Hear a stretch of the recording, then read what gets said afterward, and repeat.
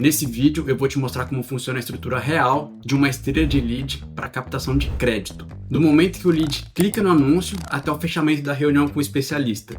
Tudo isso passando por um chatbot com inteligência artificial no WhatsApp para qualificar esse lead. Esse é exatamente o modelo que eu utilizo hoje em um dos meus clientes para qualificar os leads dele e principalmente gerar os leads quentes, diferente dos leads frios que geralmente vêm pelo anúncio e não bate com o perfil da empresa que você está oferecendo o serviço. Então eu vou mudar de tela aqui e vou mostrar exatamente para vocês como é que funciona esse diagrama. Tudo começa, basicamente no anúncio. O lead vai clicar no anúncio que você vai estar fazendo o tráfego pago, E tem várias formas de você prosseguir daqui. Como que eu gosto de fazer? Tem muita gente que coloca numa landing page ou coloca diretamente para cair no WhatsApp. Para fazer um filtro melhor, eu gosto de colocar num funil interativo, que faz perguntas simples. Esse primeiro funil não pode ser muito complexo, porque se ele for muito complexo, o lead não vai chegar a finalizar, tá? Então, perguntando alguns dados básicos, como por exemplo, o nome, o e-mail e o WhatsApp. Só isso já ajuda você a ter uma base de dados. Mas para você qualificar melhor esse lead, eu geralmente gosto de fazer, no caso, algumas perguntas específicas. Então, por exemplo, como que isso aqui é para crédito, eu pergunto o tipo de crédito que ele busca, se é um crédito para maquinário ou para capital de giro, para investimentos. Então, você deixando essa pergunta, você já deixa mais específicos, O valor, que é algo bem importante, para saber quanto que ele quer, se ele tem alguma coisa para dar em garantia como um imóvel ou crédito de maquininhas, ou até mesmo um veículo, que tem como fazer isso também, e algumas outras perguntas que você achar que seja necessário, tá? O CNPJ também é uma pergunta muito importante, por quê? Porque nessa segunda etapa aqui, com o CNPJ, eu faço um vínculo numa API da Receita Federal, que ele já vai puxar tudo. O nome do sócio, data da abertura da empresa, endereço, cidade, capital social. E você tendo essas informações, você consegue fazer um filtro muito melhor, tá?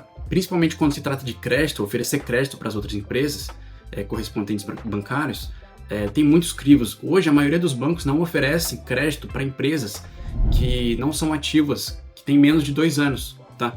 E por que disso? Porque tem um dado do Sebrae que a maioria das empresas fecha, ela quebra com até 3 anos. Então, geralmente os bancos eles se resguardam disso. Muito difícil você chegar com 1 ano de empresa e conseguir um crédito, um capital de giro, tá? Então a gente já faz esse filtro.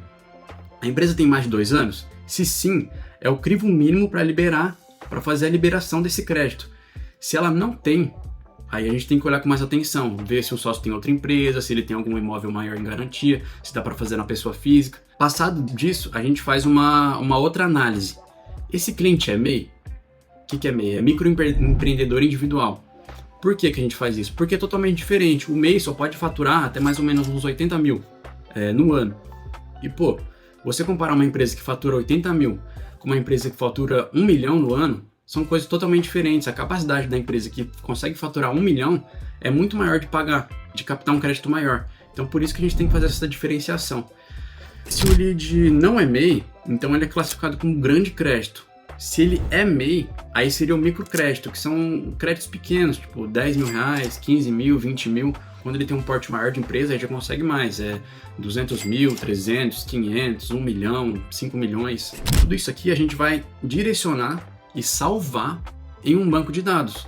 Por que é importante a gente salvar num banco de dados? Porque a gente consegue ver cada etapa de cada lead. E se não é lead repetido, se já teve uma abordagem do consultor nesse lead. Então, você salvar num banco de dados, eu geralmente uso o Supabase, tá? É algo bem simples de fazer e tudo integrado automaticamente com o N8N por trás, que ele vai mandar pro Supabase e algo do tipo. Acaba sendo uma forma de você ter um controle do seu lead e principalmente passar para o seu cliente, como você vai estar fazendo a gestão do tráfego dele também, você vai falar, cara, olha aqui, a gente gerou 50 leads, me passa como que tá a informação desses leads. Foi conversado com ele, agendaram a reunião, porque você consegue ter uma condição melhor de cobrar com dados.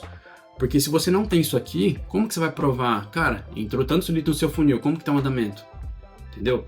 Então você tendo esse controle, fica muito mais fácil de você dar um feedback também para o seu cliente, né? Se ele está fazendo um atendimento real, se ele está fazendo, se ele está vendendo de uma forma correta ou se ele só está atendendo, né? E tudo isso, depois de ir para o banco de dados, a gente direciona para o CRM do cliente. No CRM a gente faz o tagueamento. O que seria o tagueamento? A gente coloca etiquetas, então, por exemplo, primeira etapa, segunda etapa, primeira conversa, terceira conversa, lead reunião, lead grande, lead pequeno crédito. Então, para quê? Para na hora que chegar na reunião, o cara já saber, o especialista, né, que vai fazer a reunião, já saber do que se trata. Ele só dá uma olhada básica e fala, cara, é aqui que eu vou mirar nesse cara para oferecer o serviço, né? E aí, vindo um pouquinho mais para cá, a gente continua na questão de automatização. Paralelamente a isso, dele ir para o CRM, a gente faz mais 3 coisas nessa empresa em específico que eu atuo. Eles mandam para uma discadora. O que é uma discadora? Eles sobem essa base de leads, colocam, por exemplo, 50 contatos, 100, 200, 300, e aí essa discadora ela fica ligando para todo mundo, quem atender cai pro SDR, para fazer o agendamento da reunião, tá? Então ele fica ligando várias vezes e para quem atender ele direciona isso. Também já manda uma mensagem automaticamente no WhatsApp, tá? Que esse WhatsApp geralmente pode ter ou não um agente de inteligência artificial e também um fluxo de e-mail, para receber o primeiro e-mail no D0, que é o dia atual, depois no D2, que é 2 dias depois. Então ele vai recebendo um fluxo de e-mail para nutrir, fazer uma nutrição desse lead, né? E isso tem que fazer a construção disso também. E na questão do agente de IA e do SDR, eu acabei separando aqui para dar uma olhada para vocês. Quando ele cai pro Hunter, né? Ele cai pro Hunter na questão da discadora. O lead ele vai ser qualificado e agendado. Então ele vai qualificar melhor ainda esse lead, tá? E ver se o lead realmente vai ter o interesse de marcar reunião, para não ter bolo, né? Bolo é quando é uma forma que a gente fala que o lead marca a reunião, chega no dia, ele fala, não sei o que, não vai dar. Então isso é uma questão que do Hunter ficar insistindo, e aí, vai fazer a reunião, não sei o que. Então ele faz todo o acompanhamento da reunião, até a cálculo especialista, né? Ele cuida dos reagendamentos, desistências, recuperações. E paralelo a isso, também tem uma opção do agente de IA fazer isso, sem depender do atendente humano, que seria o mesmo tipo de qualificação, o mesmo tipo de agendamento.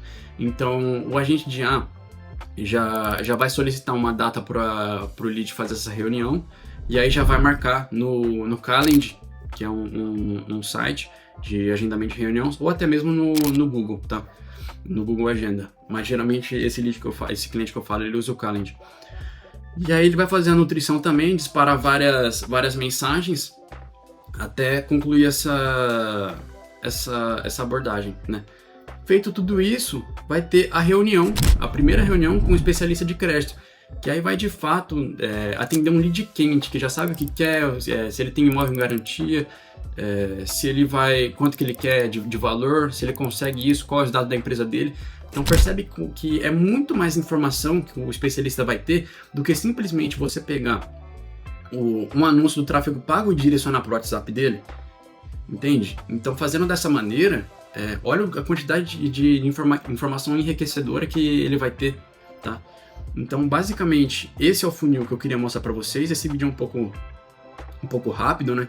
Mas eu acho que eu consegui passar bastante conteúdo para vocês, tá?